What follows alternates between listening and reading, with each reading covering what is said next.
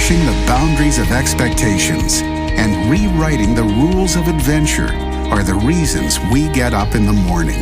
This is a way of life, a huge and growing community of explorers and adventurers, leading the way, blazing new trails, and raising the bar. We share your hunger for a life without limits, and we know you'll stop at nothing to get there. Howdy and welcome back, KB Creators, for another adventure of manifesting with Kinetic Belief for creating your most abundant life. So glad you could be back with us today. Do people still say howdy? Well, you do, so you're carrying the torch. Well, if you'd like to receive an occasional text from me, text the word Kinetic to 844-844-0049. StephenCanyon.com is the website. Say howdy. If you want to say howdy. If you want me to say howdy to you on a text message. Also, for upcoming events and other resources, check out the website. Then make sure you follow us on Instagram at Stephen Canyon. And also, subscribe to the podcast to make sure you don't miss an episode. Those episodes are now going live to you Tuesday through Friday of each week. I love it. Around noonish. Yeah, We're getting better. We're getting better at the noon thing. Well, we say. Well, even when we make it go live right at noon, they post to the different platforms, I've noticed, at different times. It's kind of staggered, like isn't Apple it? Apple Podcast takes a little longer than Spotify, so... That's it. Blame it on everybody Noonish. else. Noonish it is. Yeah. Is it too soon to make plans for Thanksgiving? No, it's never too soon. For that time of year that think about turkey and stuffing and being grateful. I'm thinking of the meal in particular. Yeah. Right. Because a few years ago, we've talked about this. We did. We've already talked about it, but I'm still thinking about it because we talked about it. And so I want to on the daily go back. And the reason I'm even mentioning it now, we've kind of been busy doing some other things this morning. But I did try to call up to the restaurant, and I heard you. And they were like, "Well, sir, I'm not sure we will be doing that. I mean, it's like 8 months from now. I just wanted to make a reservation." They're like, "Well, we don't have a list." You're like, "Well, make a list. Put me on it. We want to come for Thanksgiving." Well, I've started thinking about it, so I can't wait. Oh, what a beautiful place to be! Oh, it's beautiful, and there's so many fireplaces everywhere. It's so cozy, and we are talking about Camden, Maine. Yeah, by the way. right there on the water for Thanksgiving. We'll go up there for a few days. Yeah. We can do that. How great is the weather here today? Oh, it's awesome. Oh my goodness. It's amazing. It was over the weekend as well. Here it is Tuesday. This week is going to be one day after another carbon copy of the previous day weather-wise. I think that there's good weather, but then there's a certain type of weather that feels almost like you can eat it.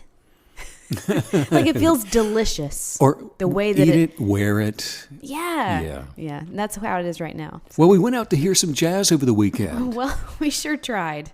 And of course, you wear a mask and you do the social distancing and all of that. But people are starting to figure out how to do some of these things safely now. Yes. And although the jazz singer's sound system didn't quite work out, and a little disappointing. You realize we went to 3 places. Following the same jazz singer. Almost 4. Well, the first place, it's packed. There's no place to sit. We move on to plan B. And then the sound system is messed up. No one can do anything.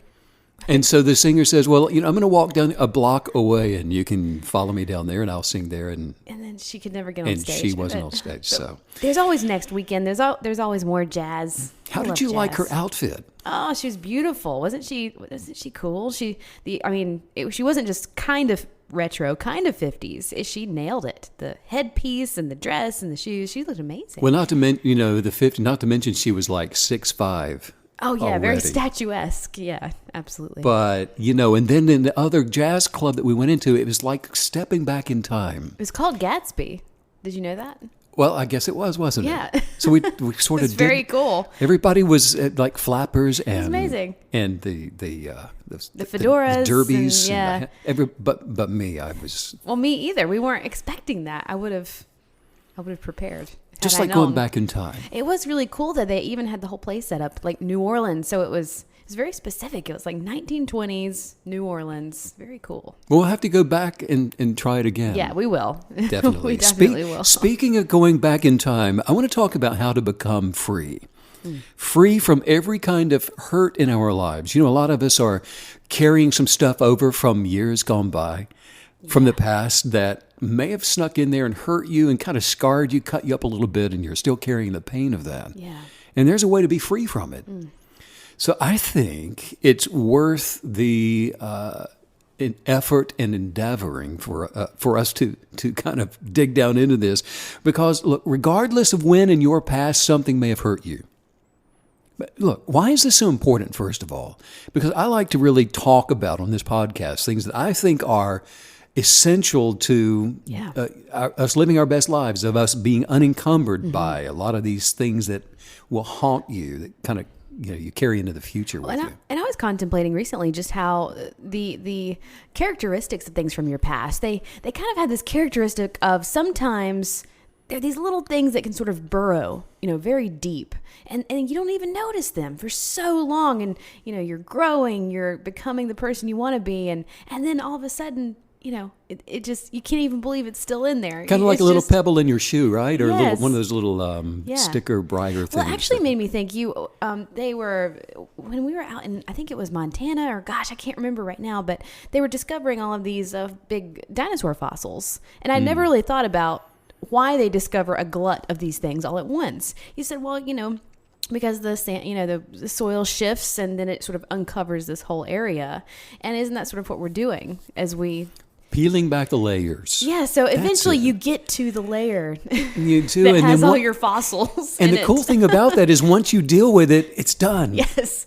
You don't Dust have to it off and move on. Don't create a museum of your fossils. So let's peel back some more layers today. Let's do it. Other than the obvious, to fully enjoy life, free and unencumbered by the physical and the psychological damage that pain causes, it's vital to our peace, and it really is so important to our holistic prosperity, because it's all of those flaming missiles of hurt, and that's really what they are, that we receive from other people, that causes the damage in our lives that we keep carrying with us because we haven't done the work of peeling back those layers to get those little burrs out, those little painful things out. So every time we think about it, attacks on our lives for some reasons in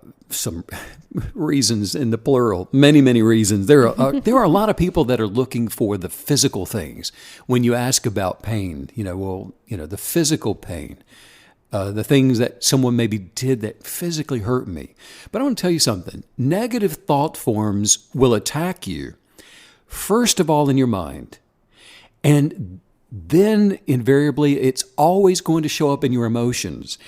And what we know is that, the mind is the battleground. It's the battleground of hurt. It's the battleground for joy, for these things to show up in our lives. And so we're either going to lose it or we're going to win it in the battleground of our minds. Yeah. Especially in the ego area, where our thinker and our chooser and our feeler resides. Now, the first step is taking up our shield of kinetic belief. And that's our final authority over the ego area. And we know, for example, that if you don't have control of your belief system, you can't produce the kinetic force of life, the energetics of that kinetic belief of life.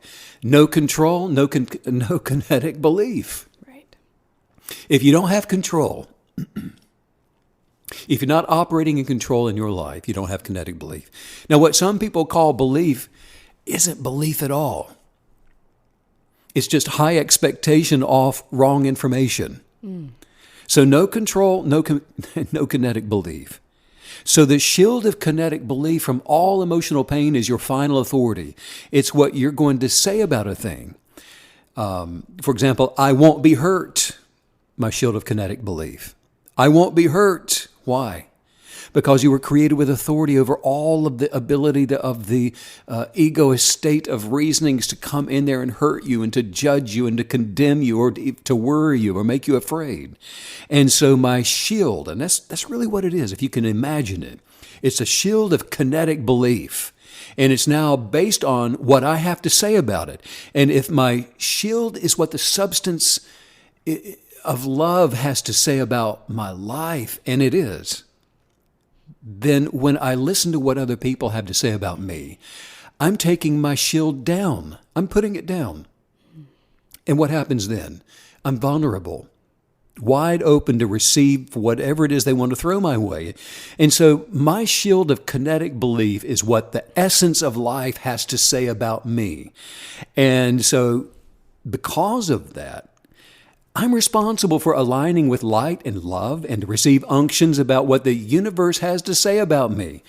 There's a scripture in the Bible, Megan, I know you're familiar with it. It says, people are destroyed for a lack of knowledge. Wow. Yeah. In other words, they fail and their lives are of no effect because of what they don't know.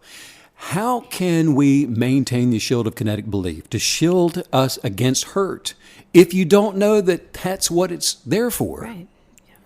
And so in understanding who we really are, why we are here in the first place, and what we're supposed to be doing with our lives, we take that knowledge and we hold it up, all these nuggets and all of these insights that we are peeling back the layers to catch glimpses of day in and day out on this podcast. We take that enlightenment and we hold it up as part of our shield and we pay attention to it, and that becomes our kinetic belief against what everybody else has to say about you. Well, and I love how you're also, you're really pointing out and telling us that shield, that was a big part of what you were saying, that when we start to worry about what other people think about us, what are they saying about us? What are they secretly saying about us? What are they secretly thinking about us? The shield comes down. You're immediately vulnerable, and that's a good thing to know, right? As we're going through this. It really is, and I love that you put it that way.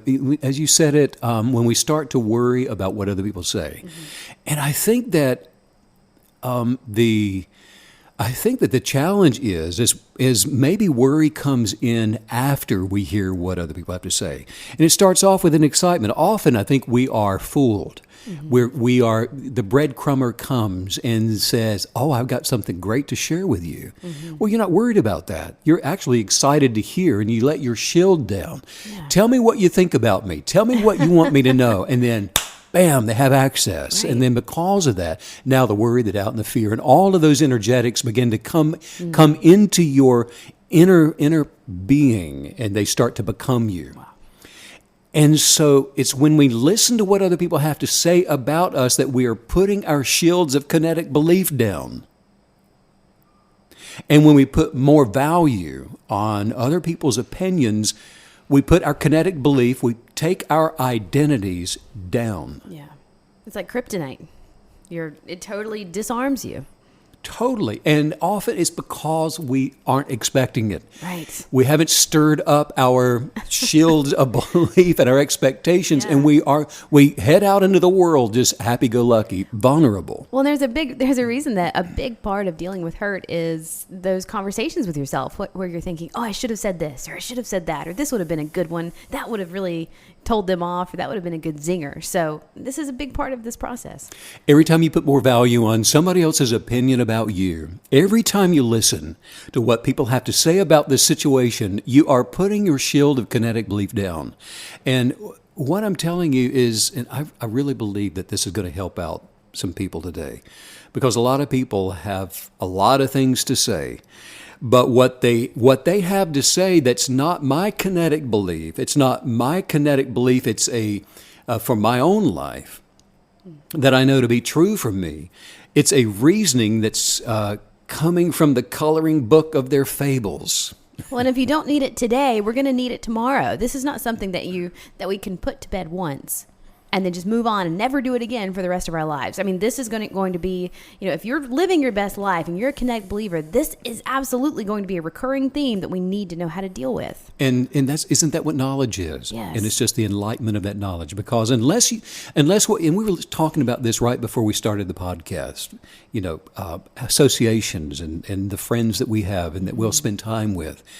Unless what you're listening to is from someone else who celebrates and encourages and champions and edifies the genius of you, the shield of kinetic belief comes from remaining established in the essence of your being. It comes from standing in your original identity. It comes by accepting who you are It comes to you by listening to this podcast and others like it. It comes by putting all of this knowledge, the things that we talk about, all of the guidance in the journal, all of this information, taking this knowledge, putting it into your within, meditating on it, writing it out, using it in your affirmations. And by hearing this and hearing it and hearing it and taking notes, being a good student, putting in the time, doing the positive work, because it's the constructs of our kinetic belief that does not come from what other people say. Right. And every time you pay attention to people's opinions, every time we pay attention to the words of other people, that simply means that we put the manifesting shield of our kinetic belief down. And as soon as we make what they say more important than what we know to be true about ourselves, in alignment with what unconditional love says about us, which we know, well, we've lowered the power of our kinetic belief to attract the abundant life and to manifest success into our lives. Well, and a theme of everything you're saying right now is that we need to know ourselves. We're going to have to know in our true essence, unconditionally love ourselves, and know our genius of purpose, know ourselves in and out, head to toe, every single ounce of ourselves. We must know, because like you're telling us, we're going to have to use that and stand on that and believe for it. Oh my goodness, that is such a good point, isn't it? That we're spending time working on the blueprints of ourself, our identities, the life, the person that we want to be, so that you are intimate with that. Because isn't that what the hurt is even trying to do? That's even the purpose of the hurt trying to come in. It's trying to strip you of that identity. It's trying to break down piece by piece the things that you know to be true about yourself. And those things that we know to be true about ourselves become our articles of faith.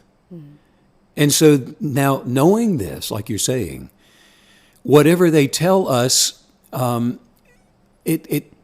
protected because we have our shield. Yeah. And if we don't use our shield, whatever they tell us, what they're telling us becomes our shield against our best lives. Right. And so now what we had previously hoped would show up in our lives is being blocked by the shield that we got from someone else. Whatever it is that you're listening to that does not honor and celebrate you will deflect that which was meant for your good. Now, here's what we don't want to happen. We don't want to find ourselves putting the shield of our kinetic belief down, only to take up what somebody else's opinions or somebody else's words are, and then making what they're telling us our shields. Why is that? Because what they say isn't going to protect us and protect our best life so that it is continually manifesting. In other words, you don't want to put down your transcendent purpose of being, the essence of who you were created to be, for something negative that someone else is saying about you, because you get involved in it. And you're like, well, how dare they say that about me? And then you start thinking about it, meditating on it. And then you substitute the identity of your best life with what somebody else is saying about you. Because when we do that, what they said, or the opinion that somebody else has about you, and if you place any value on that more than you value the essence of your being and value what you say about you and your oneness with God, then you have put down your kinetic belief, which will then destroy every fiery missile of the battle of the egos, and you're going to pick up somebody else's shield of their subjective beliefs. Well, and something that you always are driving home on this podcast that I love is that, look, if you have these self-induced constructs of who you are, who you know yourself to be, and it's all done through kinetic belief, those things are solid. You can count on those things. You can stand on those things for all of eternity, these things that you know about yourself. But if you get any of that identity from an outside source, from someone else, even if it seems like it's a good thing, it's not solid. It's smoke. It will be washed away. It's a moving target. And so I love that idea that kinetic belief is our shield. It's the solid thing that we're going to stand on. It's going to support us forever if we can adhere to it. If they have not passed the test, and if it's not somebody that is championing, edifying, encouraging, loving, and celebrating you like you are them, then whatever it is that they have that that they're trying to get you to receive from them is not going to be something of value to attract promotion to your life. Well, I love what you just said because, that's so cool. This idea that, look, if somebody wants to even say something seemingly positive about you, check it against what you already know to be true through kinetic belief. So the positive something that's coming from someone, it's going to line up with what we're already enacting. That is why it is so cool. important that we don't live by what somebody else says. We don't live by what somebody else's opinions are, because what happens is the ego wants us to put a shield up that will in no way direct our journeys. The ego wants us to tangle with it. Yeah. It wants us to get into the dynamics of those vibrational energetics with it, because then the ego is going to thrive. Both of you are going to live in that pile-on of negative stuff that you're creating. Yep. It's almost the difference between having a real shield that will provide us protection against those fiery darts of negative thinking that becomes us, versus having a paper shield. This thing that just, looks like a real shield, but it's not. It's made of paper. And we pick that up to use it. And when you pick up the opinions of others, that is a paper shield. If you go to counsel with somebody that has no business giving you counsel, and you take that counsel, you're using a paper shield, and it might look good, but the missiles of a diminishing life are going to penetrate it. It won't do you any good. They are going to cause harm to your best life, harm to your purpose for being here, by attracting the failure of excuses and condemnation, and all of that. Those negative energetics are going to manifest in your life. I can't tell you how important what we're talking about is. Well, and what a cool idea this it's so powerful. Make sure we check our shield. Make sure that the shield that you're holding up in these instances is the real thing, it's authentic. A shield of kinetic belief, because you can pick up a shield constructed that's made out of paper, and it's constructed by the ego, and it will deflect your best intentions for your own life. Wow. And the shield of kinetic belief will deflect the negative intentions for your life. If you want to be free from hurt, you got to stop picking up the pieces of what everybody else says. When you have the imaginative substance of your dream, and then you have somebody else's opinion, their opinion is going to become your opinion rather than your dream. Wow. Can you say that one more time? I don't know. Just the last part. Yeah. I'm saying that if you have your dream, your aspirations, your best life in mind, you've journaled it, and it's that is the imaginative substance that you're putting out into the universe. It's going to attract that into your life to manifest. It will every single time. This always works. It never fails. If you have that, if you're working on that, and then somebody else shows up and you take their opinion is going to become your opinion.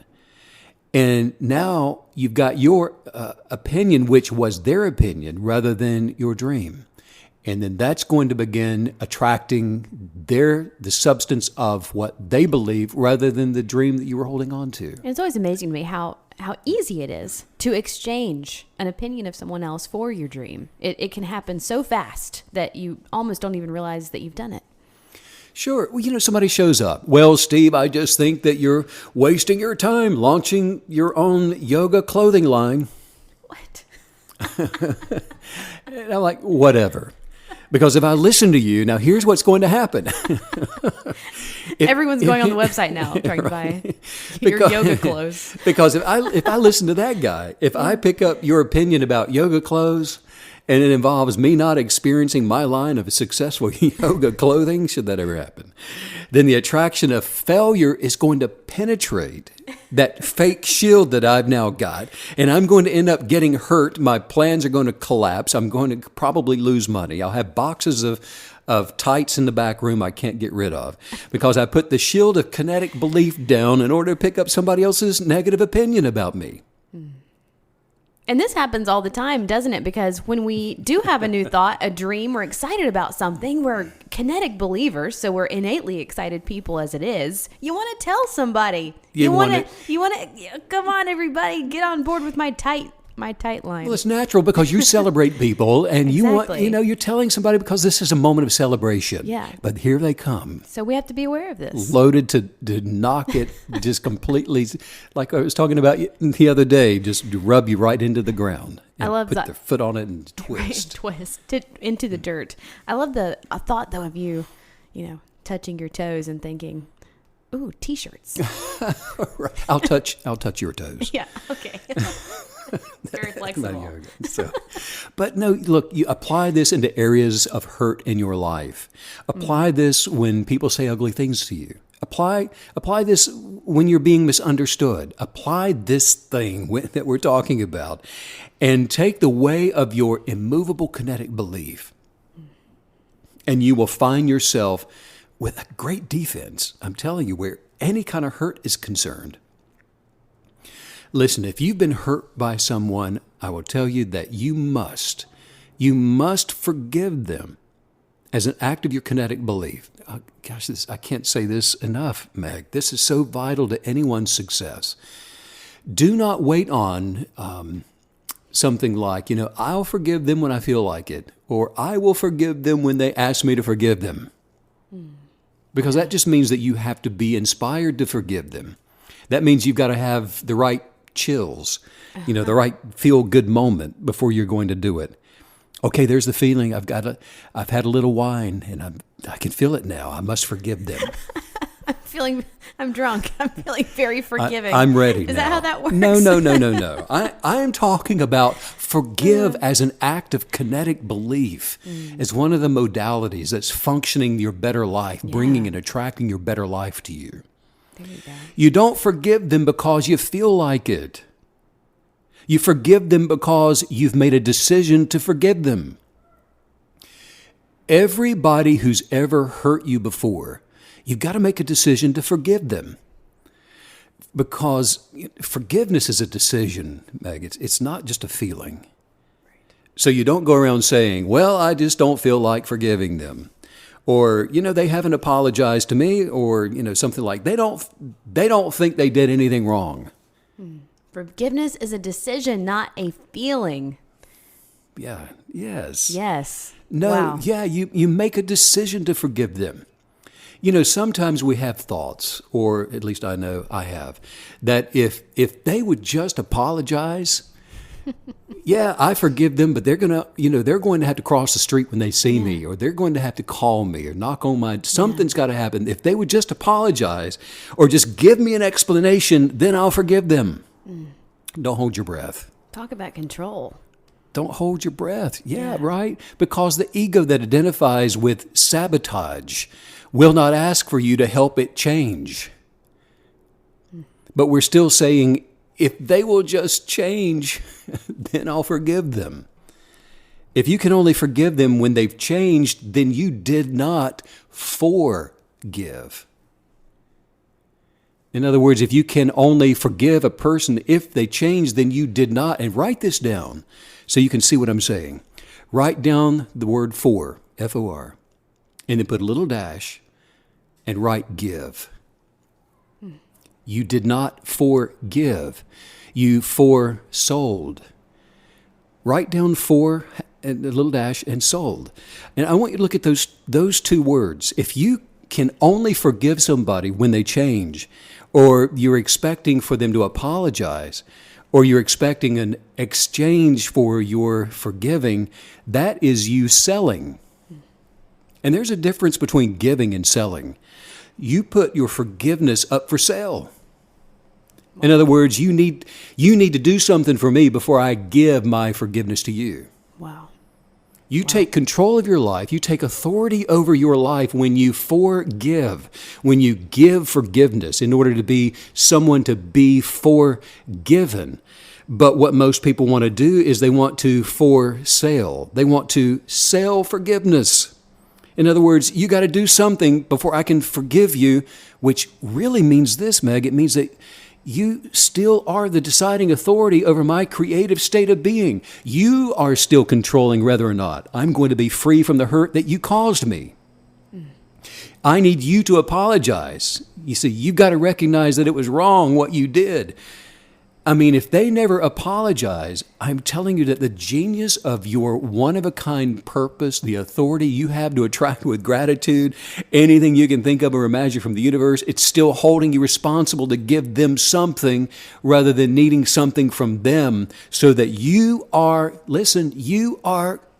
in control of your freedom. You're in control of your freedom from every hurt. You're in control of your freedom from any kind of pain, and it's your freedom for living your best life. Well, and now that you've given us this full picture, full spectrum definition of forgiveness, it makes me think, okay, you began by talking about how this is a powerful action. And we always talk about connecting action to the thing that we're believing for. We always need an action to bring that belief sort of to life, to breathe life into it. So I'm sitting here wondering, can the action of true forgiveness, be connected to our manifestation? Oh, absolutely, without doubt. I mean, speaking of action, I would be making a list. If I hadn't already done this before, if there was one to put on a list, make a list of those people that you're holding some kind of animosity toward, bitterness, whatever it is. And just go down the list and do this and forgive. They don't even have to know about it. You do it and walk away from it once and for all. How powerful to attach that to the thing that you are currently believing for. Oh, absolutely. That's exciting. Absolutely. Put it in your journal. Yes. And you'll know the day that you did it. Yeah, so you can have a date, yes. Because, if you have to sell something first, and this is what I want you to get, if you got to sell something to get something second, then you're not in control. And that's what being a kinetic believer is about. You are the final authority of your life. It's up to you to live out that journey and to live your dream and to become successful in every area of your life. But if you got to sell something to get something, then you're not in control. And all of us have been there. I don't want to come across like I'm picking on anybody, because all of us have been in this place. Absolutely. I'm going to see if they've changed. I'm watching you. I'm still looking at you. Watch this. I'm still judging you. And you're still the same. Wow. What they are or are not does not have anything to do with it. What they do and what they don't do doesn't have anything to do with it. There is a difference between giving and selling. Giving means that you don't have to pay anything in order for me to forgive you. Selling means that if you can change, if you can come over to where I am, if you can agree with me and see things my way, then you have bought my forgiveness. No, forgiveness that leads to you manifesting your best life is not for sale, according to,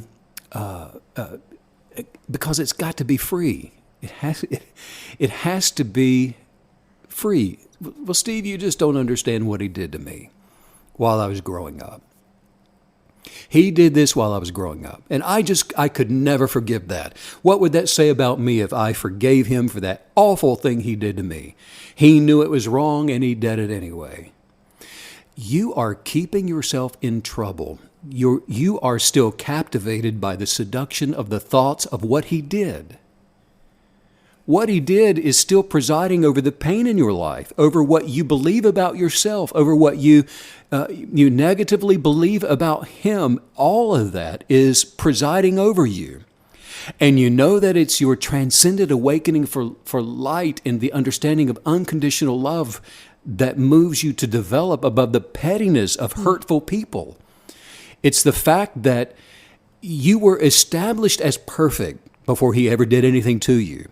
That you remain perfect, aligning with the higher power of that knowledge that covers a multitude of bad intentions. Well, Steve, I'm just not going to forgive my husband. He's done way too much to me. No, forgive him anyway. It's you forgiving him that's going to cause you to change, cause you to be free from hurt. It's going to allow you to be free to attract joy and happiness and free to manifest healing. Well, and this is such a vital part of healing, isn't it? This is the part, the huge main piece of our healing journey is this, what you're telling us, true forgiveness, making sure we understand what true forgiveness is. And I think sometimes this can be a difficult concept because many times people can confuse this forgiveness with reconciliation. Sure, absolutely. The forgiveness that we're talking about sets you free from those negative energetics that are still dictating the kind of life that you're experiencing. Whether or not you can live free from sickness and disease, for example, where you can attract healing into your body, Right. finances and peace and prosperity and abundance and joy and happiness and all those wonderful attributes that come with what it really means to be a human being, Right. a spiritual being having this human experience. Well, and one of the big principles of kinetic belief that we revisit, and it's so important, is that if you want to change a situation, a circumstance, the world, you change yourself. And forgiveness, as you're teaching it to us today, it is the way that you can change the dynamic yourself. You don't need anyone else to do this. This is a one-man show. Forgiveness. This is such a big deal, isn't it? It's huge. I mean, all of us Yeah. have, most of us anyway, there's somebody that's still, it's like that little thing you were talking about, a thorn in your shoe or a pebble or something that's still in there. It's still an agitator from your past. It's unresolved. Mm-hmm. There's unsettled business, I guess you could say, that needs to be taken care of, and it is you forgiving that, whoever that is. Well, yeah, and the further back it is, the deeper it's burrowed. And so this is absolutely universal. No one can say they have the monopoly on pain, on hurt. And so this is definitely something that every kinetic believer, we have to be equipped to deal with this so we can flourish and so we can thrive. So we have the essence of our life flourishing like you're talking about. Yeah. This is the power of attraction, and it will not work where there's hurt and pain. You're still swimming around in those negative energetics. And that's what we want to be, is free and unencumbered by anything that would pose it to be an obstacle to us attracting our best lives. And something exciting about the way that you're presenting forgiveness today, saying that you have to give it. It's not something you can sell. This is not a hostage exchange, out on the bridge. That's good. Yeah. But this is a tool. Forgiveness is a tool, and if you can nail down and develop the skill set of forgiveness, you can carry it with you through the rest of your life. It's going to serve us so well as we move forward and prosper and journey ahead. As a kinetic believer, it's the empowerment. That's what we want. We want to be fully empowered and vibrationally at our highest viewpoint for life, being able to attract whatever it is quickly into our lives. And this is the one thing, if you don't check this, you're still allowing it to wreck you and to wreck your life. I'm feeling genuinely excited about the whole concept because I love new tools, new skills, new ways of seeing these things so that we can just, let's just nip it. We've talked before, rip the Band-Aid off, just let's get it done. You're good at that. Let's do it. When I was seeing people regularly as a spiritual teacher and a counselor, I would spend time with, there was a man who regularly traveled about 100 miles to see me. And he was a successful business owner. And he had a wife and a son. And for much of his life, he was somebody that often gave of his time and his resources to help the less fortunate. He often made trips to Haiti, for example, to help out with this orphanage there. And he came to see me one day to tell me that he had been diagnosed with terminal cancer. And said that he had only been given just a few months more to live. And he was telling me stories, some things that I'd not heard about from his life, and some things that made him, he was happy to tell me, and I could tell just by his countenance that there was a semblance of joy that he was experiencing by, recalling these things from his life. And he had done a lot of good things in his life. But he told me about helping some Haitians recover from it was the earthquake of 2010. Yeah. Yes. And how he had worked with some of the children and their families to move into some safe housing after that. But on his last trip, he was kidnapped by several gunmen and held for ransom. And I got the call from his wife. And anyway, long story short, this drug on for several weeks. The FBI got involved, and after a few tense weeks, he was released from that.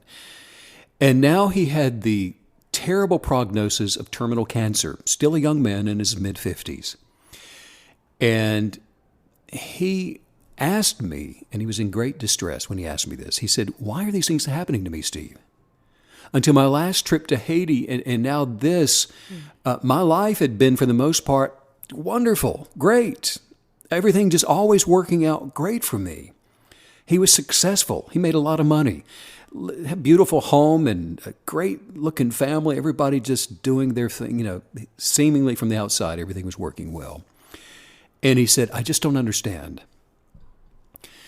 And I said to him, I said, I can't answer that for you, but I can ask you a question. And you don't have to answer if you don't want to. But I said, do you have any unforgiveness in you? Is there someone that you have some bitterness against? And he thought for a moment, and his eyes filled with tears, and he said, my son. My son. He said, I haven't been able to forgive him. He was caught by the police smoking some pot, and he was arrested. And the anger in his voice meant that he had not done the positive analytics within himself as a kinetic believer to be able to be free from the hurt that he was feeling from what had happened to his son, and he was taking it personally. And his resentment showed that his ego was still in charge of his life. And he said to me, my son knew what it would do to my reputation because we live in a small town, and he did it anyway. And he got in trouble with the law, and he moved out. I told him to get out of the house. He moved out. And he said, we don't speak anymore. And I said to him, is the person of your son the one you love? Is that still within him? And I said, are you the essence of you? Is that still within you? As a kinetic believer, he knew the answer, and he said, well, yes, it is. And I said, well, you have a choice that you can make. I said, you will never get over being hurt by putting all of these for sale signs up for your forgiveness to come from your son, because your son isn't going to buy what you're selling. And I said, he'll just respond. He'll say, well, whatever. You didn't care about me in the first place, something like that. And it's your fault that my life is screwed up to begin with. And he said, oh, exactly. That's exactly what he said. You see, his guilt will construct a narrative for why he's the victim, his son. And this is what the war of egos looks like. It's the false sense of reality that both of you are upholding your lives upon. This is the thing that you're entangling within each other. And I said to him, I said, go ahead and forgive. And you're not going to, you won't have to return to that same pain again that you're still feeling from what happened to your son. So forgive the son's ego that hurt your ego, and don't ask him for an explanation. I said, don't ask him for an apology. Don't go in there and say, now, if you apologize, I'll forgive you. Because you're putting your forgiveness up for sale when you do that. You're making it conditional on him meeting the judgment of your ego's demands. Don't say, explain to me why you did that, and then I'll decide if I can forgive you and if you can move back home or not. You're still putting it up for sale. Because as long as you need something from him, you're still justifying your hurt, and you are still dependent upon how your son acts now and in the future. And as long as you need something from him, in actuality, his egoist sense of identity is in control of your egoist sense of identity. In fact, it's strengthening that, and it's creating this gulf between who you are, what you are identifying with, and the true essence of your life, the true essence of your being. And as such, then your son is controlling your false purpose. You're controlled by him. And I'll tell you, the real you, that is really you on the inside within, doesn't need anybody to treat you in a certain way in order for you to feel better. That's been a deception in the lives of so many people. You don't need anybody to treat you in a certain way in order to feel better. It's when it doesn't matter anymore what they do, what they did, because your freedom comes from within. And when it comes from within, that's when you will be free. You've got to transcend the ego with the essence of your being to the point where it doesn't matter what someone does to themselves or to you. You're going to be free because your deliverance comes from the inside. Now, I said, your son can act however he wants because you're free and he's free and you have forgiven. And now you're free because of that. And as such, your freedom will begin attracting through the promotion of yourself. It'll begin attracting his freedom as well, and healing comes to all. Meg, he looked intently at me, and when he started to speak again, this smile appeared on his face, and he said, now I understand something that Jesus said that I didn't understand before. Do not judge, and you will not be judged. Do not condemn, and you'll not be condemned. Forgive, and you'll be forgiven. I said, that's right. It doesn't mean that there are certain things your son should or should not do that would manifest better results into his life. It means that if you want to help your son, forgiving him before he ever makes a mistake or not, it's the non-judgmental transcendence of your being that prevents negative vibrational stresses and worry and doubt and fear and all those things from manifesting into your life and adding the same to his life. This is a fundamental law of creation that we're talking about. He said, oh my God, my son was arrested a couple of months before my last trip to Haiti. And I was so mad. I was so furious. I was so upset. And I said so many things to him in anger. And I told him to get out of my life. And he did. And we haven't spoken since then. And I had this horrible, horrible experience in Haiti. I thought I was going to be killed in Haiti. And now this prognosis. Attached to unforgiveness, bitter, and anger, his life had spun out of his control to the point of killing him. And again, his eyes were filled with tears. He thanked me and said he had a phone call to make to his son. And he finally understood what it meant to unconditionally love his son by unconditionally forgiving him. Meg, about 6 weeks later, I received a call from him. He was ecstatic. He said that his terminal cancer had gone into remission. In fact, he said his medical oncologist was writing an article for the New England Journal of Medicine describing the prognosis of his healing because it had been so profound and without any logical medical explanation. And my friend attracted healing into his body because he freed himself from the hurt of unforgiveness. The life essence of love tracks a more life into our lives in every area. It's that holistic life experience that we begin receiving when we aren't carrying any bitterness at all in our lives. Isn't that beautiful? I believe I might be in somebody's bowl of soup that's listening today. Think about it.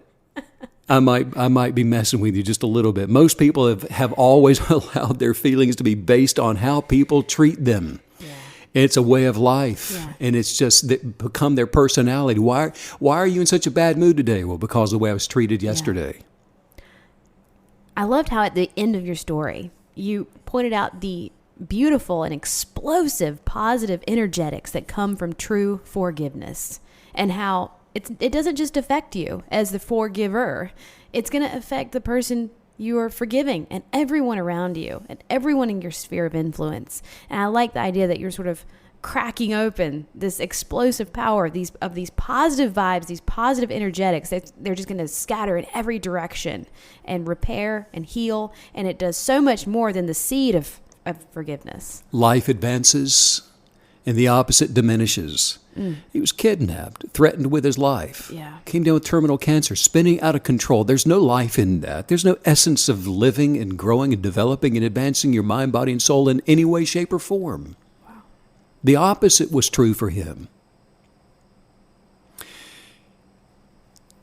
Most people they won't discipline their emotions to a point where they can advance their mind, body, and soul to experience the abundant life that we're talking about that was assigned to them from the very beginning. And if we let what others say about us matter to us, then we don't have our freedom.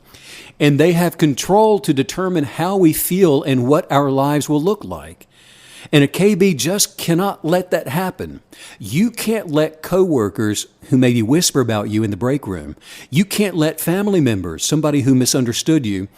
All right, so you're just misunderstood, fine. And if they ever want to ask you, well, you can tell them what the real deal is. But you're not going to be going around there getting gray hair before your time, not able to sleep at night, because you let it matter to the point of manifesting into your life bad results. You've got the shield of kinetic belief, and you've already set your objective to forgive them. And if you really want to know something here, forgiveness actually benefits you far more than the one you're forgiving. Yes, they'll benefit from it in the long run, but that is not the point. You've got to be unconditionally loving yourself, and you do that by forgiving.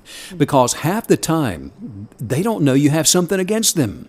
It's kind of like husband and wife, and it just isn't right at home. And if you got something in between you, you know things are kind of messed up. It's stressful there. You can't sleep, you're tired, and you're just like, I got to make this right. I've got to make it right.